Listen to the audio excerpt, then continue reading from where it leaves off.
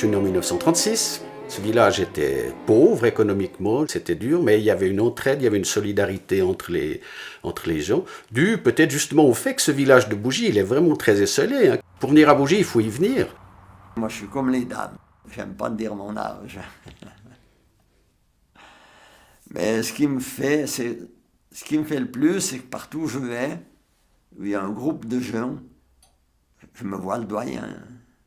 Vous êtes né en quelle année? En 1934. Et vous avez passé toute votre enfance à Ici, Bougie. oui, dans cette maison. Jusqu'à 20 ans. J'ai eu une enfance merveilleuse, des parents formidables. Le village, est-ce Oui. qu'il était très différent de ce qu'il est Oh aujourd'hui? là, il n'y a pas de comparaison. C'était pas goudronné, naturellement. Alors les routes, elles étaient moches. Il y en avait des sillons avec la pluie. Il y avait des bosses de partout. Puis il y avait beaucoup d'arbres dans le village. C'est resté très longtemps un village très modeste ici. Hein, ça bougeait pas. Hein. C'était pas un village riche. Hein, là. Toute la partie d'en haut. Il n'y avait rien en haut. Donc, Moi, il n'y avait pas tellement d'argent. Hein. Il y avait environ, j'ai compté, je crois, 17 écuries au village. Entre 14 et 17 écuries. Moi, j'ai connu aussi le village, qui n'était pas ce qu'on appelle goudronné, avec les cailloux au village, avec les chars, ce qu'on appelle un cercle, tiré par les chevaux. Un cercle de fer. Des cercles de fer, ce qui était très pénible pour les chevaux.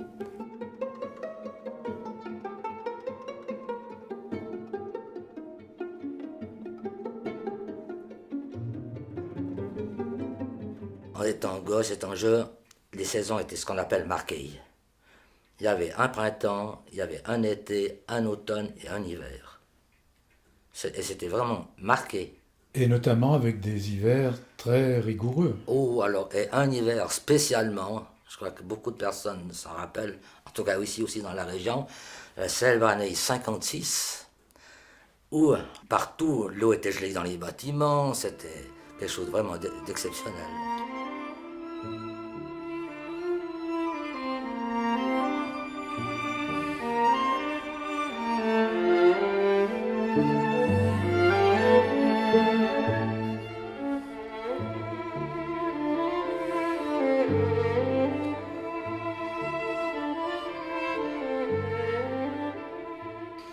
En 56, la température a bougé pendant pas beaucoup, pendant 3-4 jours, est descendue à moins 20, moins 22.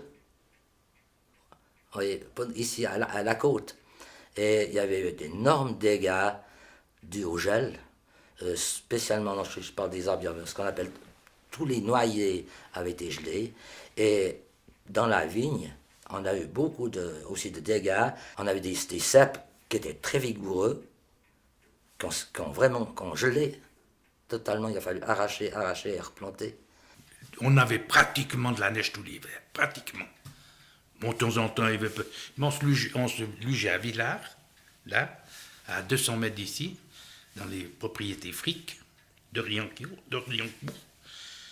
Et puis on patinait à Chambossu, 200-300 mètres plus haut. la neige commençait en tout cas en décembre, et puis elle partait qu'au mois de mars. Hein. Alors la gymnastique était remplacée par des après-midi de luge. On allait se luger une fois par semaine, en tout cas. Puis par la suite, il est venu des skis. Hein. Gamin, on skiait déjà un peu. Hein. Avec l'école, on montait au marché-rue. On mettait de la ficelle autour de nos lattes, et puis on montait tout droit dans les bois. On prenait les raccourcis. Pourquoi de la ficelle? Parce qu'on n'avait pas les moyens d'avoir des pots de phoque, ça glissait. Alors il fallait qu'on puisse monter. Comme il n'y avait pas de voiture, on arrivait à luger ou avec des petits bobs, etc. Vraiment, la route qui conduit sur la route de l'Étra, on passait, il n'y avait pas de voiture. L'année 39, qui était une année exceptionnelle, on a fait les vendanges sous la neige. Les vendanges. Et nous, gosses, à 9 ans, j'étais devant les vendangeurs, et puis les cèpes étaient encore sur échalas, c'était pas sur les fils de fer, Guyot ou autre, c'était les échalas. Alors je secouais les cèpes pour faire tomber la neige. C'était des hivers froids, cette époque-là. Plus froid qu'aujourd'hui. Ah oui, de 40 à 45, ça a été des hivers très froids. Avec beaucoup de neige. Oui, oui, oui. Du reste, on se lusait du Signal à Perrois.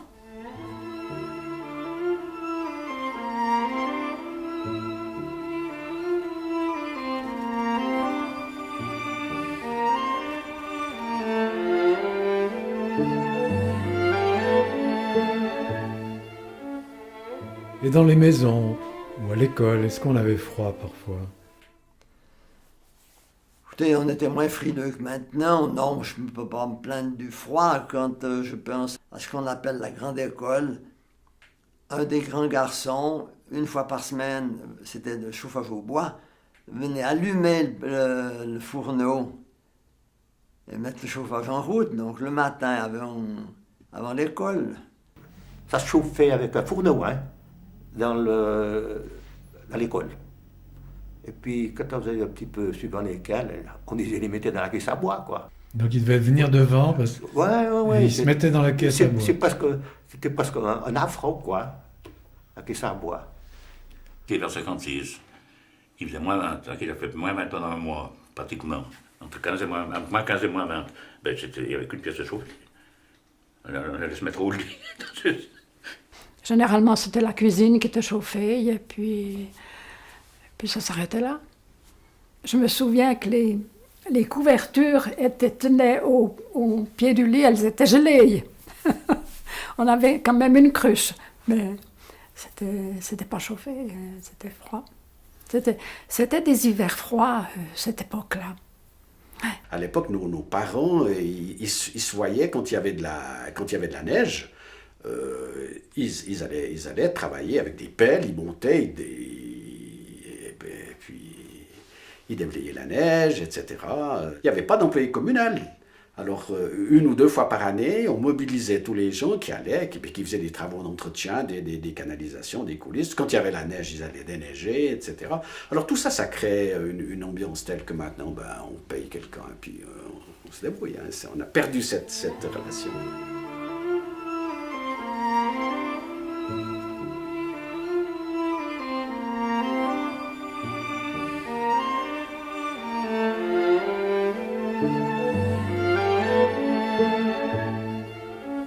Noël, ça se passait habituellement. On faisait le sapin de Noël, la crèche et tout ça. Et puis on allait à la messe de minuit à Aubonne. Mais quand on revenait, parfois il y avait des paquets de neige. On devait brasser la neige pour rentrer. Après on arrivait, c'est-à-dire c'était le grand repas à 2h du matin. On avait un sapin, on invitait mon oncle et ma tante, mes cousines, puis voilà. Puis on allait une fois chez l'un, une fois chez l'autre. D'où il venait ce sapin? Je peux pas vous dire. Je sais pas si on l'achetait ou bien on allait le couper, le voler. Bien... C'est le papa qui nous faisait le Père Noël, souvent, au début. Puis après, non, quand il a vu qu'on est un peu grand. Mais on avait la truc quand il descendait avec ses socs par là. Oh là là. Moi, je me rappellerai toujours, j'étais malade, tellement j'avais peur. Pourquoi? Parce qu'on y croyait. Vous aviez peur qu'il vous gronde? Ben oui, parce qu'on était des petits schnappants. Moi, en tout cas. Je reconnais juste un petit schnappant. Ouais. Puis il y avait le Noël à l'église, alors. Voilà. Là, on savait chacun son cornet. Tout enfant avait un petit cornet, un petit cacahuète, d'orange nouveau, bitsugus, je sais pas quoi. À l'église, il y avait le pasteur qui venait, et puis il fallait réciter ses poésies. On était gamins. À Noël, on faisait chez nous, en bas, et puis à Nouvel An, on faisait au village, parce qu'il y avait un peu plus d'animation au village. Il y avait la jeunesse, et puis les femmes avaient un peu le droit d'aller au bistrot. Je crois que ma mère n'avait jamais été au bistrot. Rarement, qu'au Nouvel An, les femmes allaient pas au bistrot dans le temps. C'était mal vu. Oui. Les femmes, elles n'y allaient pas à cette époque. C'était surtout les messieurs.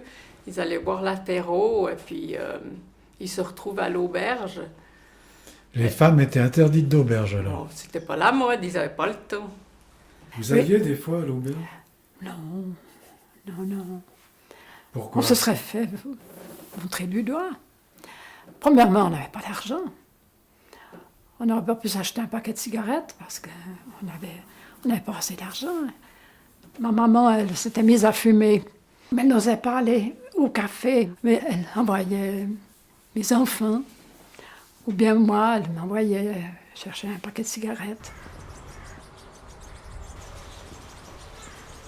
On avait des pantalons courts. J'ai des photos où on est en pantalon court, parce que les pantalons longs, c'était pour les gens très très bien, et c'est venu juste après. Mais moi, je me rappelle d'avoir eu une taille avec des élastiques qui tenaient des bas de laine que nous tricotait notre mère. Donc en hiver, vous sortiez comme ça? Ah, on sortait comme ça. Vous aviez froid, non? Bah, ces bas de laine étaient de gros tricots, etc. Ouais, c'était pas exceptionnel.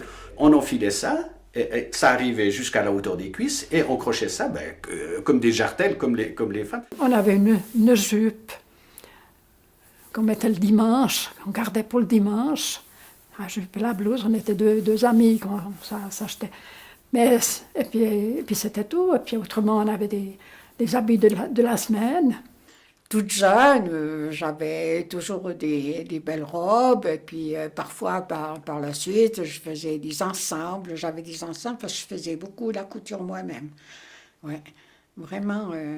Parce qu'il n'y avait pas de paire de jeans à l'époque. Hein, Non, il n'y avait pas de jeans. Non, puis à l'époque, là, on ne mettait pas de pantalon. Hein. C'était trop osé. Ils avaient aussi des collants, des bas tricotés souvent aussi, mais en jupe, si je me rappelle bien. Et été comme hiver, il y avait des socs, on mettait des socs. Moi, Donc on marchait dans la neige avec ces socs. Avec les socs, exact. Mais bon, cette semelle de bois était efficace. Le cuir n'était pas chaud, mais le bois c'est pour ça qu'on mettait des socs, parce que le bois était chaud. Hein. Puis ce bois, comme c'était délicat, pour pas qu'il s'use trop vite, on le ferrait. Puis pour le ferrer, on achetait les socs, on mettait tremper ce bois, en tout cas un jour dans de l'eau, pour pouvoir le ferrer, pas que le bois se ferme.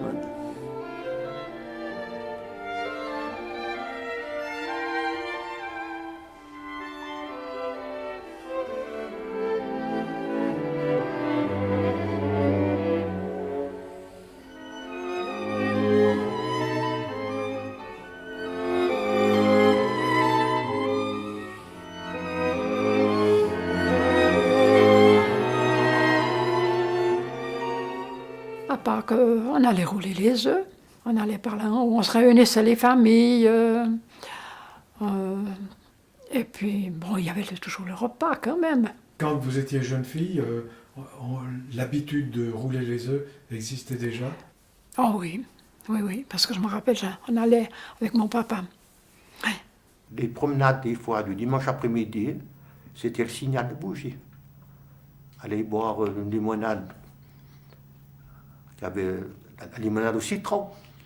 Je crois que toutes les écoles de Genève sont venues au signal de bougie. Et ils venaient encore s'habiter. Bon, ils venaient pas beaucoup d'autocars, ça n'existait encore pas beaucoup. C'était le train où ils sont venus en bateau, mais c'est surtout en train à la gare de Rolle. Et ils montaient à pied depuis la gare de Rolle jusqu'au signal de bougie.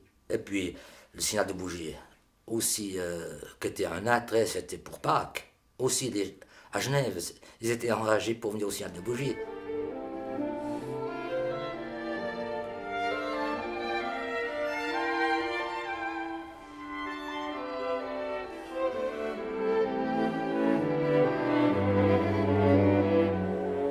Quand on sortait le dimanche, les jeunes, on était heureux, on était en vélo. On était en vélo, on faisait des tournées extraordinaires en vélo. Je me souviens, pour nous, ce qu'on aimait bien, évidemment, c'était un événement. C'était de pouvoir aller de Bougie à Genève en vélo. Est-ce qu'on voyait 20 voitures? Même pas. C'était l'idéal, tout le long sur la route, c'était spectaculaire. On allait souvent à Montreux, les Avants, Montreux, aux Jonquilles, en vélo. Je me rappelle quand il n'y avait qu'une voiture pour tout le village. Autrement, il y avait des chevaux à l'époque, des chevaux puis des chars, les gens voyageaient comme ça. C'était à pied, le vélo ou le char. Je me rappelle quand il y avait 2 voitures à Bougie. Il y avait un monsieur Blanchard et puis un monsieur français. Je me rappelle, il avait une DKV il a la chasse, oui. C'était des gens qui avaient de l'argent là, pour se payer une voiture. Oui, oui. Un peu plus quand même que tout le monde ne pouvait pas s'en payer une. Hein.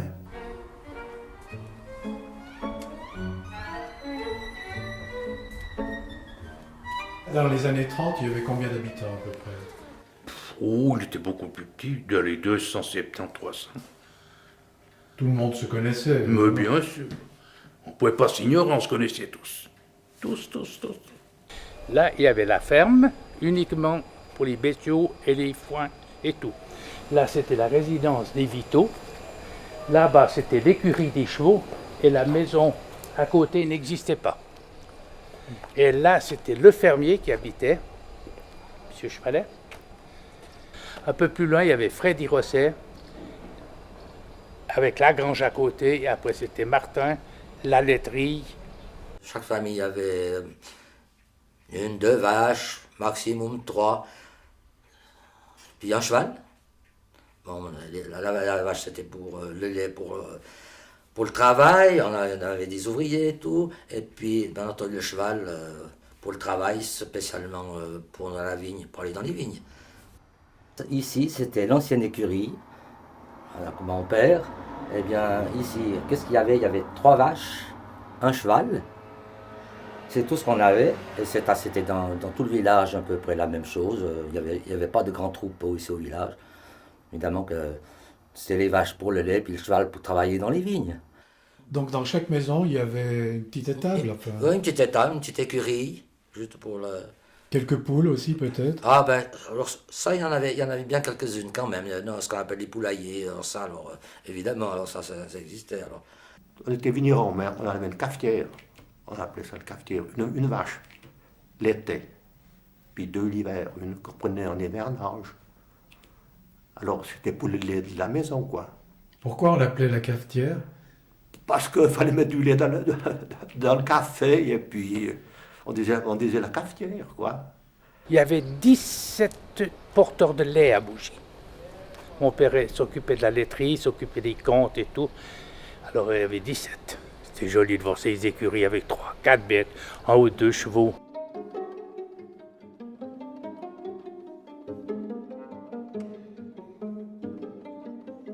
On accompagnait beaucoup la maman quand elle travaillait, parce que les femmes, elles travaillaient beaucoup dans le temps. Alors, nous, on suivait. Ma maman jouait beaucoup avec nous. Et puis, on a eu un gramophone, un petit peu assez de bonheur, quoi. Et puis, ma maman m'a appris à danser la valse à la cuisine chez nous. Je me rappelle, comme le dimanche matin, le disque préféré de l'auditeur, qu'il y a longtemps que ça existait, on dansait. J'aimais la musique, alors on aimait bien les fêtes de musique. On y allait, on allait au cinéma à Rolle, on allait voir Tarzan. Esmiller, Johnny Weissmuller. En remontant, on se gavait de pommes, de pêche, de cerises. Puis le lendemain matin, on était malade. Vous alliez à la maraude alors? Oui, ce qu'on allait à peine. Mais elles étaient en bordure du chemin. C'était une maraude autorisée, sympathique, quoi. Le week-end, c'était la sortie au Signal de Bougie, où il y avait encore à ce moment-là l'hôtel qui s'appelait Les Horizons Bleus. Oui, il y avait l'hôtel, et puis à côté, il y avait une salle. C'était là que se passaient les bals. Au Signal de Bougie, il y avait l'auberge, restaurant, c'était magnifique. Ça, les Horizons Bleus, ça s'appelait, c'était magnifique. Et on allait faire nos petites foires là-haut, c'est vrai. On dansait, il y avait une salle de danse, etc. La jeunesse de Bougie, on organisait des bals, on les organisait au Signal de Bougie. Hein. Les filles, on prenait 2 paires de chaussures, parce que bon, c'est quand même tous des chemins. Une partie, au départ du village, c'était dans les vignes. Après, c'était dans la forêt. Et puis, bon, on ne nous disait pas, ma chérie, je vais te conduire. On montait à pied, on redescendait, on changeait de chaussures une fois sur place. Oui, parce que les souliers étaient crottés, donc il fallait, voilà, pour oui, danser, il fallait des beaux souliers. Il fallait quand même quelque chose d'un peu plus élégant. Il y avait une grande salle de bal, et puis il y avait une grande salle du buvet, il y avait un bar, un hôtel. Ma soeur aînée, elle a travaillé là-haut pendant des années comme sommeillère. Il fallait gagner sa vie. C'était couru le Signal. Nous, on a bougé avec la fanfare. Moi, j'ai joué, on a même fait une fête des musiques là-haut. C'était en 1936. Et je me rappelle toujours, quand j'étais moto au Signal, avec mes parents, et puis à cette époque-là, ça existait déjà, il y avait ce qu'on appelle, ils donnaient l'apéritif aux gens qui avaient joué, et puis il y avait les petits pains sur les tables, et tout, je me rappelle toujours, c'était les petits pains qui m'intéressaient. C'était même pas la fanfare, c'était les petits pains qui m'intéressaient, parce que des petits pains, on n'en avait pas étant gamin, nous. Moi, j'allais danser là-haut 10 fois par année quand il y avait des balles. Le père, il regardait, il m'écoutait arriver. Quand je redescendais, il était en train de rester les boys là au coin. Il dit, c'est le moment d'arriver. T'es en forme? Je lui dis, oui. Je me vite boire mon bol de cacao, puis on partait à la ville, c'est 5h30.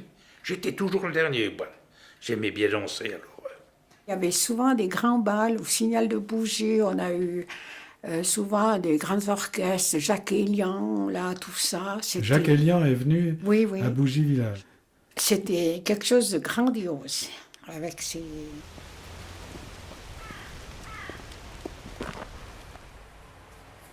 Alors, voilà, le dimanche, on venait passer notre journée à l'hôtel, au Signal. C'était notre promenade de la journée. À l'époque où il n'y avait pas de voiture, on montait à pied. Et puis, ce qui était agréable, c'est qu'on avait ce petit café ici, où depuis l'hôtel, on venait alors régulièrement finir l'après-midi à ce restaurant, qui était très sympathique, où il y avait surtout les gens de la région. C'était une grande maison avec devant un grand jardin qui avait tous les légumes, les salades qu'il fallait pour tout ce monde à nourrir. Il y avait la campagne qui était tout autour. À côté, il y avait une grande porcherie. Mes parents ils avaient des moutons, des cochons. Et puis des vaches. Et puis de l'autre côté, il y avait un poulailler, un grand poulailler avec des oies, des poules, des canards. On vivait presque en autarcie à ce moment-là. Ben, c'était comme ça. Hein. Il n'y avait pas les congélateurs. Hein. Ils mettaient tout ça en conserve. C'était un gros travail. Hein. La lessive, la même chose, avec tous ces lits à faire, tout ça. Ils n'avaient pas de machine à laver. Il fallait tout faire à la main. Qui c'est qui venait en pension ici? Ça devait être, je crois, beaucoup de la Suisse allemande. Mon grand-père était cheminot, puis quand il est à la retraite, ils ont pris la pension de la forêt. En 1932, ils sont arrivés. Et je pense que la pension a débuté une année après. Ah, c'est des gens qui venaient en vacances? En vacances, oui. Ils venaient, oui, c'était surtout les vacances. Mais elle dit que c'était toujours plein, il y avait toujours du monde. Alors à cette époque, ils demandaient 5 francs par jour, pension complète. Là, il y avait des pensionnaires assez friqués, je crois, qui venaient depuis divers endroits de Suisse, qui venaient là, dans cette pension de la forêt. Oui, c'est clair. Ouais. Et vous y montiez de temps en temps? Moins. On y allait un petit peu au petit bistrot de la pension de la forêt, mais moins au grand resto. Tous les gens du village, avec la famille, ils montaient tous les dimanches faire un tour, boire un petit jus ou un thé. Et puis il y avait même un monsieur du Bougie qui s'appelait Monsieur Baumann. Il montait avec son accordéon au Signal de Bougie et il dansait dans la salle à boire. C'était la distraction. Les gens, on monte au Signal le dimanche. On ne se posait même pas de questions. Hein. On n'avait pas d'autres distractions.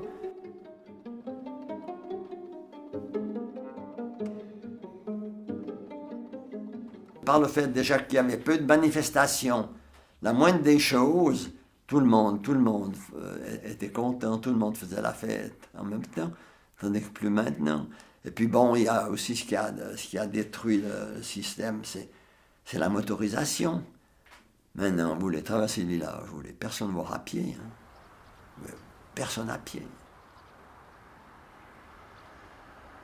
Il y a un ruisseau qui traversait le village à ciel ouvert. C'était un vrai ruisseau qui passait là. Et c'est ce qui séparait, une petite séparation entre ce qu'on appelle Bougie et Villars. C'était la frontière. C'était la frontière. Et puis à Bougie, bon, c'était évidemment tous des vignerons. Et avec Avillard, qui avait peut-être 3 bâtisses assez importantes. Il y en a, c'est un petit château, un manoir, une grosse maison aussi traditionnelle, où les propriétaires étaient des gens, des personnalités qui avaient de l'argent. Alors ça faisait un petit peu une rivalité entre le village qui disait oui, à Villars, c'est un des gens qui ont les moyens. Ouais. On a présent là, autant aujourd'hui de l'autre côté du village qu'ici.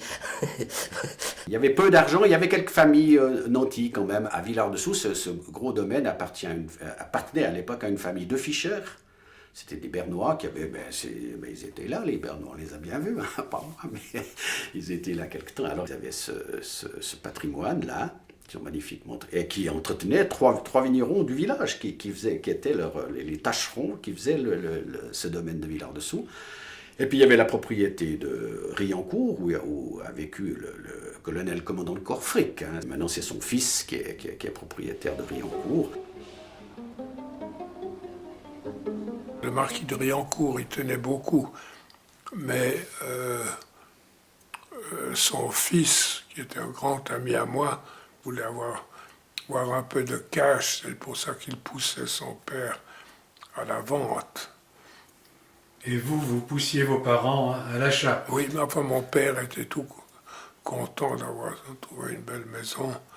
Ma mère n'était pas enthousiaste du tout parce qu'elle avait passé sa jeunesse dans des châteaux délabrés sans un sou. Elle aurait voulu avoir une maison avec 2 chambres et puis un prunier devant. Eh bien, moi, j'allais toujours dans les galetas, là. Même à l'extérieur, je marchais sur les toits en haut. Je sais pas comme je me suis pas tué. Vous alliez jouer là-bas? Ouais, c'est les fous. Puis c'est les toits, aller voir le château. Oh.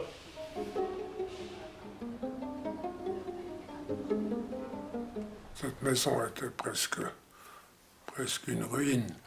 Karl Jacob Burckhardt, qu'il avait loué en 1926, écrit à son ami, le poète Hofmannsthal, j'ai eu la chance de louer une ruine gallo-romaine. Rilke est venu en tant qu'ami de Burckhardt, invité par Burckhardt. Il paraît qu'il s'est plaint parce qu'il aimait bien prendre des bains, il n'y avait pas de salle de bain, il y avait un genre de baignoire qu'on remplissait d'eau chaude et qu'on devait vider sur la cour. Ça devait être dans les années 20, ça. L'année de sa mort. 26. Oui. Moi, je suis devenu superstitieux envers des chats noirs parce qu'il y a eu un chat noir qui l'a suivi toute la journée de son départ. Et quand il est descendu à Perrois prendre le train pour rentrer chez lui au Valais, le chat l'a suivi et a sauté sur le train en signe de mort, parce que peu après il est mort.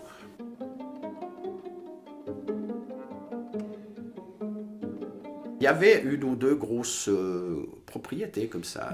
Est-ce que ces gens avaient des rapports avec Oui, quand même, je trouve. Et puis, je trouve que ils ont beaucoup apporté au village. On se connaissait, ce qui n'est plus le cas aujourd'hui. Moi, je connais encore l'ancien troupeau de gens que j'aime bien, ces vignerons que j'adore et qui sont très importants qu'ils puissent subsister comme toute l'agriculture parce que ça donne un bon sens. Ils ont un bon sens et un sens du terroir qui manque à tous nos bureaucrates. Les personnes marquantes ont toujours été les familles, les Grosset, les Blanchard, derrière le signal de Planta. Mon cousin, ami Blanchard, il était syndic, juge. Alors il comptait beaucoup parce qu'il m'a beaucoup vu en salle de municipalité. Moi, je me faisais souvent prendre en maraude. Puis je disais, salut cousin, mais je suis monsieur Blanchard, là, ici. Dehors, je suis cousin, mais là, je suis monsieur Blanchard. Il y avait des gens quand on était enfant, on craignait. Le président de la commission scolaire, c'était un monsieur, hein. Ça dominait.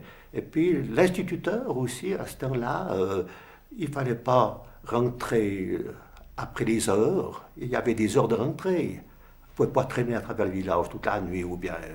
il y avait quand même discipline. On avait ce respect de l'autre, ça c'est le président de la commission scolaire, c'est le syndic, c'est tu diras bien bonjour, etc. Enfin, il y avait cette espèce de respect un peu obséquieux des fois, mais ça existait. On avait le respect de l'administration, du pasteur, enfin des gens qui étaient en place. Alors maintenant, ouais. Il y a une chose qui m'a toujours fait rigoler quand j'étais gamin. On avait un syndic qui était très fort. Hein. Il était syndic longtemps. Et puis, à un moment donné, quand il a arrêté, ils ont nommé une autre personne qui était toute mince. Moi, je me dis, mais il ne peut pas être syndic, mince comme il est. Je savais qu'il fallait être imposant. On devait traverser le village avec le bonnet ou autre. On devait toujours se découvrir devant toutes les autorités, la commission scolaire et les autorités communales. La politesse, à cette époque-là, c'était de dire bonjour à tout le monde. Et on avait appris que chaque fois qu'on rencontrait une personne, puis à cette époque, nous, les garçons, on avait des casquettes. On n'allait pas à la tête nue, on avait tous des casquettes. On rencontrait quelqu'un, il fallait dire bonjour monsieur, en levant sa casquette. Et je me souviens toujours, j'allais à l'école le matin, et puis sur le parcours, j'ai rencontré quelqu'un. Puis j'ai dit bonjour monsieur. Il m'a répondu très poliment. Il a entendu que j'ai dit bonjour. Mais j'ai oublié de lever la casquette. Puis je n'avais pas fait attention, c'est que devant l'école, il y avait un membre de la commission scolaire. Il a vu que je n'avais pas levé ma casquette. Puis quand il m'a dit ça, je lui ai dit, mais écoutez, j'ai dit bonjour au monsieur, mais je sais, je n'ai pas levé ma casquette. Alors, tu retournes en arrière, tu vas plus loin que ce monsieur, et tu reviens, tu redis bonjour en levant ta casquette.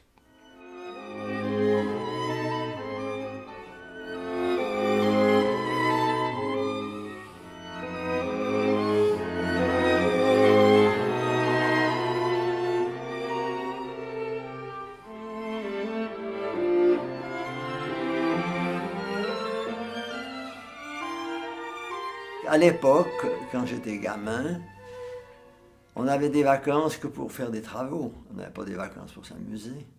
L'été, pendant les moissons, on avait nouveau les vacances, pendant les foins, nouveau les vacances. Au printemps, il y avait les vacances de Pâques, mais autrement, de l'été et de l'automne, les vacances, c'était pour les travaux.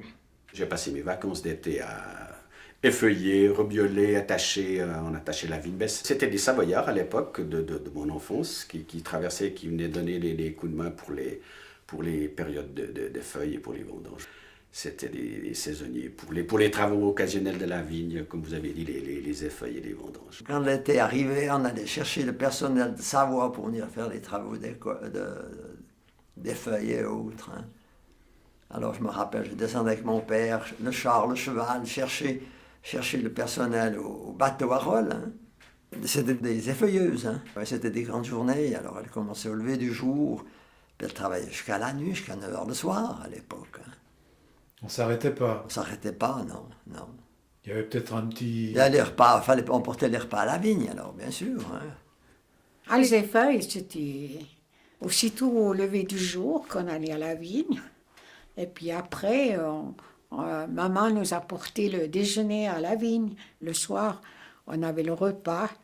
Puis des fois, enfin, c'était le week-end, il y avait toujours des balles, souvent des balles pour les effeuilles, comme aux vendanges.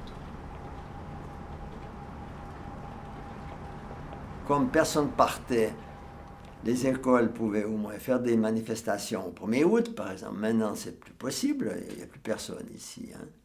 Pendant la journée, il y avait un char avec des municipaux qui ramassaient les sarments. Tous les vignerons mettaient un tas de sarments devant leur maison, puis les gamins suivaient, hein, c'était joli, puis ils préparaient un feu. Puis le soir, à l'époque, Bougie avait une fanfare.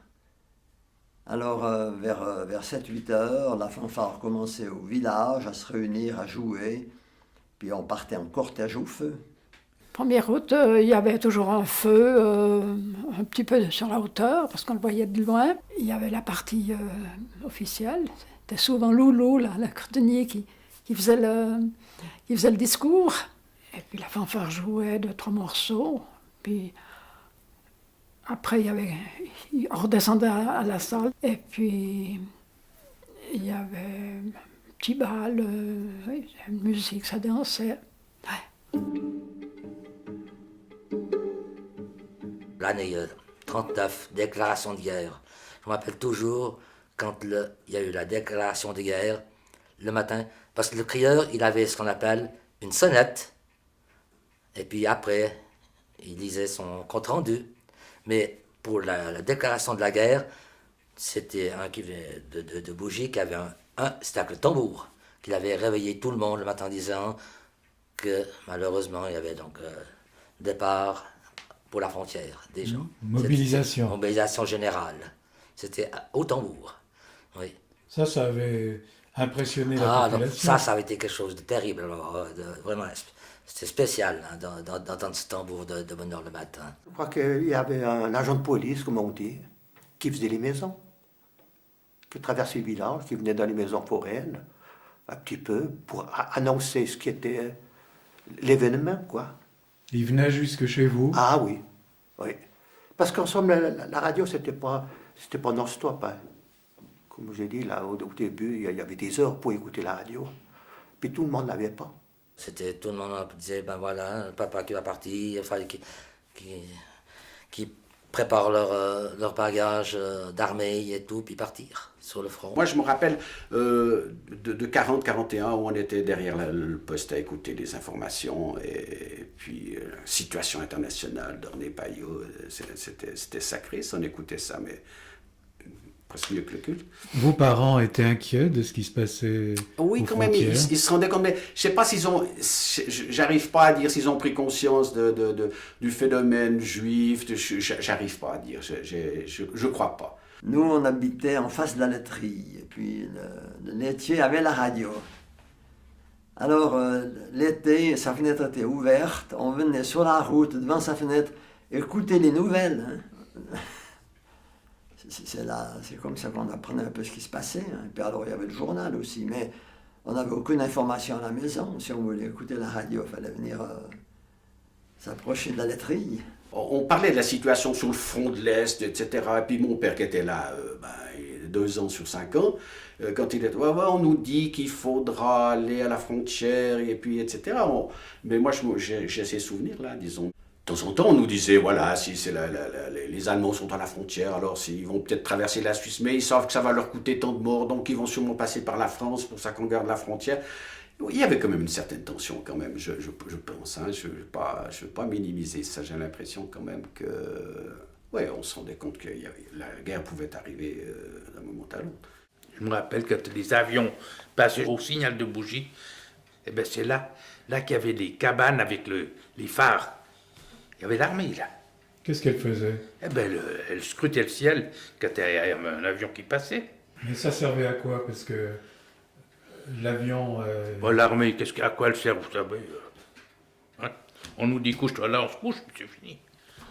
Mais je pense qu'il n'y a jamais eu un coup de fusil là, je pense pas. Il y avait ce qu'on appelle les gardes locales.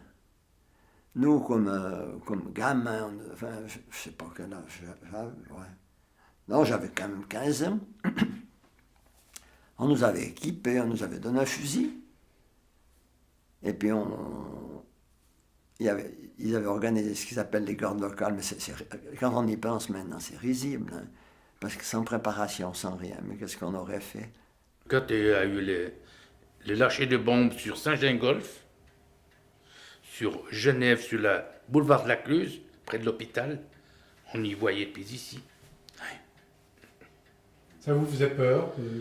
Ça nous rendait un peu craintifs, oui, bien sûr, parce que les Allemands, des fois, ils n'étaient pas bien forts pour la géographie, ils lâchaient un petit peu des fois. Petit bonheur à chance. Il y a eu quand même un bombardement une fois sur la gare d'Ornans, puis sur Chafouz aussi. Hein. On n'a jamais su si c'était une erreur ou si ça avait été voulu. Alors là, il y a eu un peu d'émotion, j'imagine. Ah ouais, alors, ouais, ça... On avait peur que ça continue, hein, c'est ça.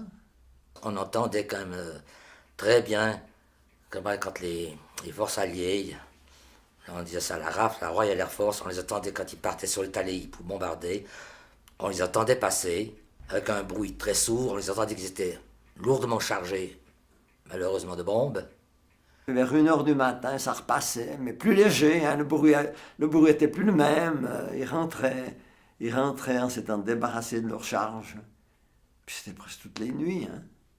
C'était un peu angoissant, ça. Ben, même pas. Même pas. Même plutôt que si c'était une sécurité. On se disait, voilà, ils font autre chose en dehors de chez nous, ils n'ont pas le temps de s'occuper de nous. Et on n'avait pas d'éclairage au village. C'est-à-dire qu'éclairage, le peu qu'il y avait, on avait des ampoules, étaient bleues, des ampoules bleues. Dans les maisons, c'était la même chose. Et il fallait fermer, en tous les cas, tous les volets le soir. On avait l'obligation de fermer les volets. Il fallait qu'il y ait aucun éclairage qui sorte, hein, mettre des toiles aux fenêtres, pas de lumière, et puis dehors, dans la rue, ou bien s'il y en avait une, c'était des lumières bleues, elles étaient... Le verre de l'ampoule était peint en bleu. Ça éclairait, mais 3 fois rien.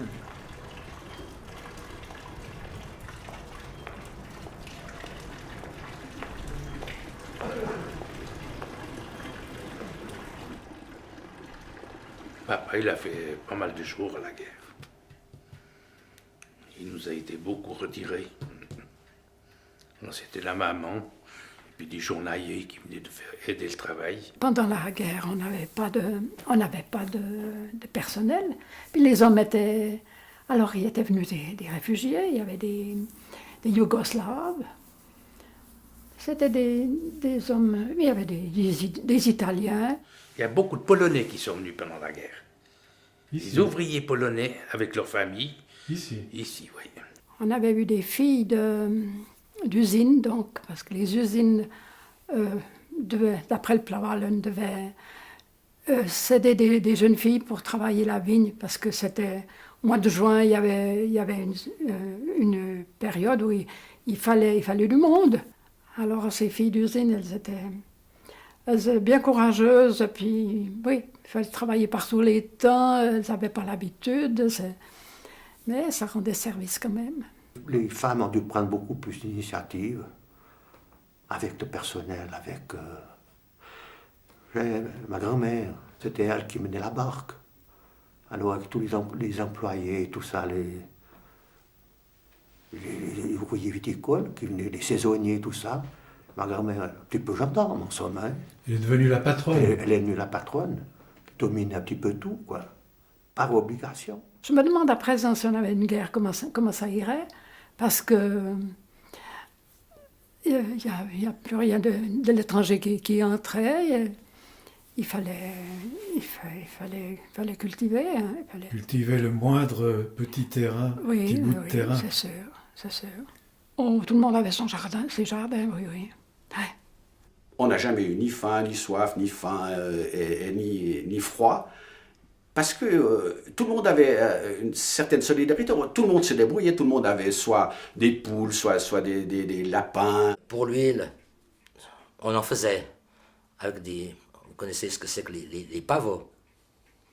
Alors, c'était les pavots, on plantait les pavots, des champs de pavots, puis on allait dans une huilerie. Après, on les cassait, puis quand on a une certaine quantité de paveurs, on allait à l'huilerie, puis ils nous pressaient le pavot pour l'huile. Les citadins ont eu la vie plus dure, mais qu'est-ce que vous voulez? On avait des poules pour les œufs. Comme on avait du blé, on faisait moudre de la farine. On gardait de la farine, chez le moulin à Aubonne, on gardait de la farine. La viande, on avait un porc. On avait pas mal de choses, donc... C'était le sucre. Le sucre, alors là, on ne pouvait rien faire. Hein. Le sucre, on était rationnés, comme les citadins. Hein. Dans la famille, on s'était répartis, on s'était fait chacun... Quand on touchait notre ration de sucre, chacun avait sa boîte, puis chacun avait sa ration de sucre. Alors, ou bien il l'économisait, ou... Il fallait nouer les deux bouts comme ça. Hein. Je me souviens de la fin de la guerre. Les cloches sonnaient, Je me rappelle que je me promenais à la guerre, on parlait de l'américain et de l'anglais. Puis moi, j'ai confondu, je savais pas pourquoi il y avait des anglais et des américains, je ne savais pas qui c'était. Ils parlaient la même langue. Oui, ils parlaient la même langue. Alors vous vous souvenez des cloches qui sonnaient? Les cloches qui sonnaient pour l'armistice, oui. C'était autour du 7 mai, je crois. Hein. Puis là, on vous a expliqué un peu ce qui se passait. Oui, non, mais je comprenais quand même que la guerre était finie. L'armistice avait été signé, et voilà. Vous écoutiez la radio à l'époque? Mais bien sûr, celle-là. Je me rappelle très bien, quand on a fait la fête de l'armistice, quoi, quand on a fêté la guerre, et bien on passait dans toutes les maisons pour ramasser des œufs, un peu tout. On avait fait une puissante fête, je crois une puissante omelette, sauf erreur. Je me rappelle d'une visite du général Guison à Riancourt et que le monsieur Frick a invité le village à venir parce que le général Guison était venu, c'était juste après la guerre, peut-être ça.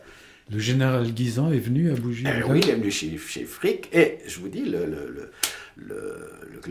colonel commandant de corps Frick a invité la population à venir sur sa terrasse si on voulait toucher la main au général, chose que presque tout le monde a fait, bien sûr.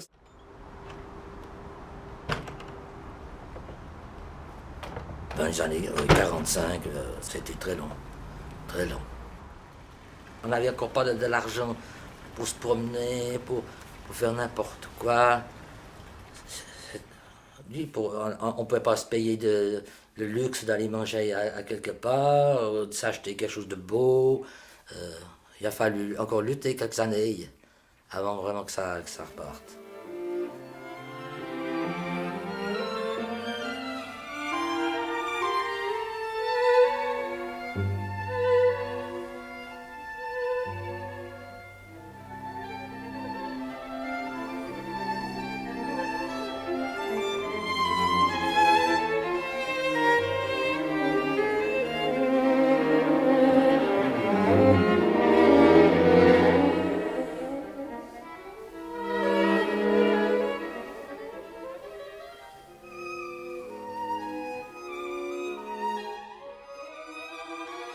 Quand on faisait boucherie, c'était un truc mais complètement fou, ça.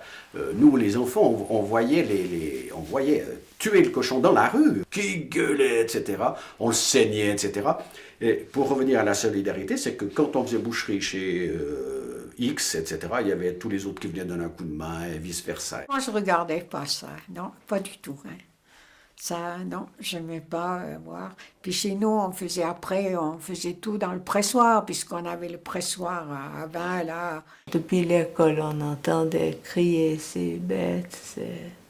C'était pas très agréable.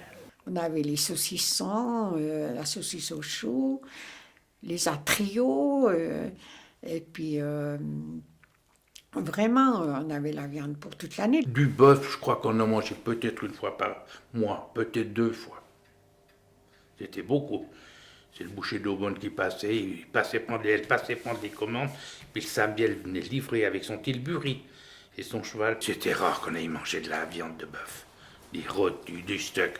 On ne savait pas ce que ça existait. Qu'est-ce que vous mangiez le plus souvent? Beaucoup de cochonailles, comme on dit. Peu de viande, mais beaucoup de dents de cochon. Beaucoup les légumes. On avait un plantage d'un oh là là. Il y avait au moins 30 sortes de légumes différents. Pour les commissions, j'allais quand même chaque semaine à Aubonne. Il y avait quand même des achats à faire. Il y avait bien une épicerie ici, mais il n'y avait quand même pas tout. Il n'y a jamais eu de boulangerie à Bougie. Il fallait quand même faire des courses. Est-ce que les gens faisaient leur pain eux-mêmes, parfois? Alors moi, avant que je sois né, je me rappelle qu'il existait un four à pain à Bougie. Mais j'ai seulement vu ça sur des photos. J'étais pas né.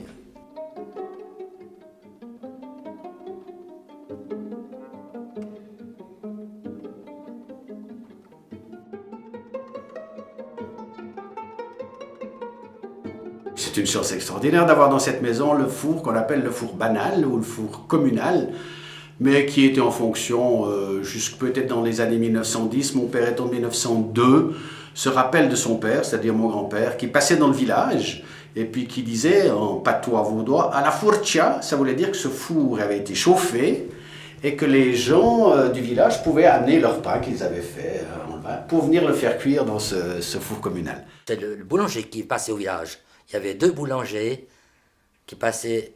J'ai connu le premier boulanger que j'ai connu, il venait encore avec le cheval et puis un petit break. Il venait chaque jour à une heure précise?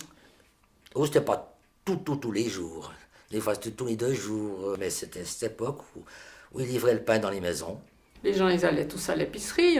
Ils se déplaçaient pas pour aller faire leurs... Puis il y avait de tout à la laiterie et puis à l'épicerie. Entre les deux, on avait tout ce qu'il fallait. La laiterie, c'est un moment de rencontre extraordinaire parce qu'elle était ouverte le matin pour le coulage du lait, quand les paysans, vignerons paysans amenaient leur lait, et puis le soir à 6 heures. Alors il fallait aller de 6 à 7 chercher notre lait. Les gens venaient plutôt le soir au moment du coulage. C'était pas des quantités énormes, hein, donc 3 vaches quand on avait gardé ce qu'il nous fallait pour nous. Et puis à l'époque, les vaches, ça n'avait pas un rendement de lait comme maintenant. Je me rappelle qu'un simple gros bidon de 7-8 litres, c'était suffisant. Hein. Il faisait son fromage en bas, dans le local réservé à la fabrication.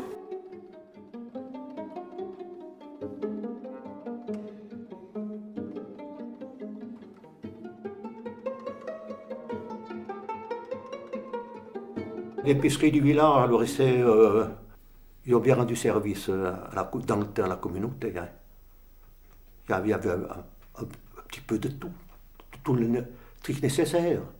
Puis c'était des gens qui étaient très serviables, très gentils, pour le service de la communauté, quoi. C'était très très important, c'est vrai. Et tout le monde allait à cette épicerie s'alimenter, voilà. C'était un élément important de la vie communautaire, c'est vrai. C'était mercerie aussi. Laine, des bobins de soie, tout ce qu'il fallait pour la couture, des aiguilles à coudre. Il y avait tout ce qu'il fallait. On avait même du pétrole. On avait même un dépôt de pharmacie. Donc on vendait du chariton, je ne me souviens plus ce qu'il y avait exactement. Puis on vendait aussi des acides chlorhydriques ou sulfuriques. Ça c'était en douce parce que c'était pas autorisé. C'était interdit. C'était interdit, je crois. Le sucre était en vrac, hein, et presque tous les produits alimentaires étaient en vrac, c'est-à-dire qu'elle recevait des sacs de sucre de 50 kilos qu'elle versait dans une huche 80-80 en bois, puis on allait chercher 1 kilo de sucre, et puis elle prenait un cornet, et puis elle remplissait avec une petite spatule, là, et puis on pesait. Il n'y avait rien qui était préparé, tout était en vrac, aussi bien la farine, c'était la même chose, etc. Il fallait faire attention aussi, parce que les petites bêtes qui viennent rapidement dans la farine, mais la farine, elle était versée dans des... Il y avait tout autour du magasin des récipients comme ça en bois, où on versait il y avait du maïs peut-être, ou je ne sais pas, où il y avait du riz, mais tout était en vrac. Le vinaigre, c'était pas en bouteille, il y avait un tonneau. C'était un grand tonneau, je vois toujours le tonneau, je l'ai toujours en figure. Il était jaune, où il y avait le vinaigre à l'intérieur. Puis le poids pour peser, c'était ces balances où il y a les tout petits poids qu'il fallait mettre dessus. Quand on allait acheter la moutarde, on allait avec notre pot de moutarde au magasin, puis on remplissait le pot de moutarde. La même chose du riz ou du sucre. On allait avec des cornets, puis on remplissait des cornets. Tout était... Il n'y avait rien emballé, en somme. Hein. Tout était en vrac. Tout était en vrac, ouais. On y trouvait presque tout. En tout cas, tout le courant, bon, ça ne suffirait pas aux gens de maintenant qui leur font un choix énorme de marchandises, hein. Mais j'entends, on arrive à se nourrir. Il y avait même des bonnes femmes, je veux dire, c'est tout des jardins, il y avait et de la quincaillerie, il y avait des clous, il y avait tout ce qu'il fallait, de la vaisselle. Et puis c'était jamais fermé. Je me rappelle ma grand-mère, jusqu'à 11h le soir, c'était ouvert. Alors il y avait beaucoup de dames qui venaient le soir pour papoter, parce que c'était pour prendre quelque chose. Ils discutaient, puis voilà. Et c'était sauf à 10 ou 11h le soir, c'était fermé. Donc c'était ouvert depuis 7h le matin jusqu'à 11h le soir. On travaillait tout au carnet là-bas.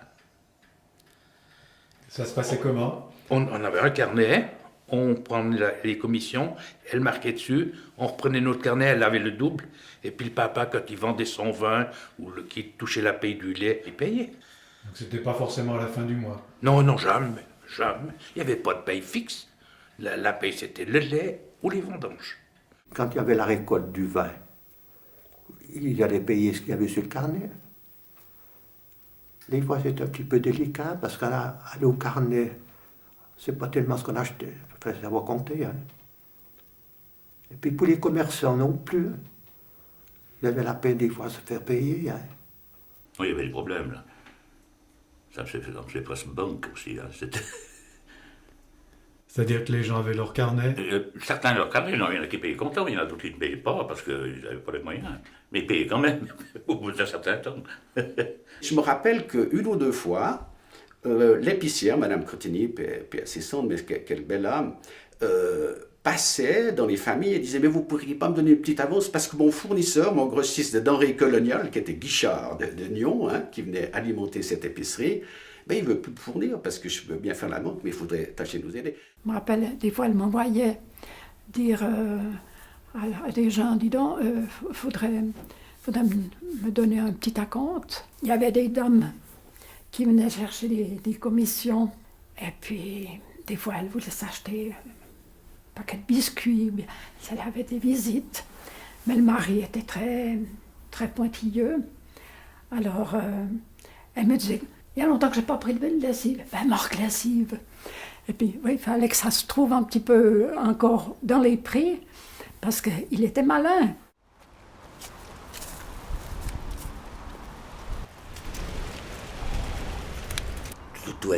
C'était quand même cher aussi, à cette époque. Pour le vin, les vignerons, on disait toujours, ils ouvraient une bouteille de vin que le dimanche. C'était même pas pour la semaine, une bouteille. Parce que c'était du luxe à cette époque, une bouteille de vin. Les vendanges, c'était folklorique. Là, c'était vraiment Pourquoi? des bons moments. Parce que c'était la récolte de l'année, c'était leur salaire, et puis c'était toujours une bonne ambiance. Hein. On faisait un bon repas, le soir à souper, ben, ça chantait, ça avait le temps de vivre, quoi.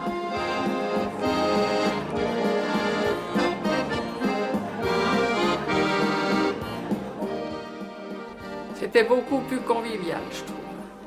C'était une fête, les vendanges, quand même. Hein. Puis vous avez tous ces pressoirs qui marchaient le soir. À l'époque, on cueillait pendant la journée, et puis le soir, il fallait presser, et puis presser à la main. Alors ça durait longtemps, jusqu'à 11h le soir, les pressoirs étaient ouverts. Et puis, dans les grands pressoirs, il y avait des fois de la musique, il y avait des vendangeuses qui dansaient. C'était une bastringue. Déjà, les cueilleurs, les vendangeurs, ne savaient pas où aller le soir. Il n'y avait pas d'auto, rien du tout. Là. Ils venaient au pressoir. On fêtait, on était toujours, c'est vrai, on buvait des verres. Non, c'était vraiment sympa. C'était joyeux, je pense. Alors, tu m'as joué l'accordéon un peu. Je jouais tous les mêmes. Hein. Alors, le soir, ça dansait. On dansait dans tous les pressoirs. Même si c'était du béton et tout, on dansait. Oh, les vendanges étaient fantastiques. Oui, ils ne dormaient pas beaucoup, les vignerons, par là. Oh là là.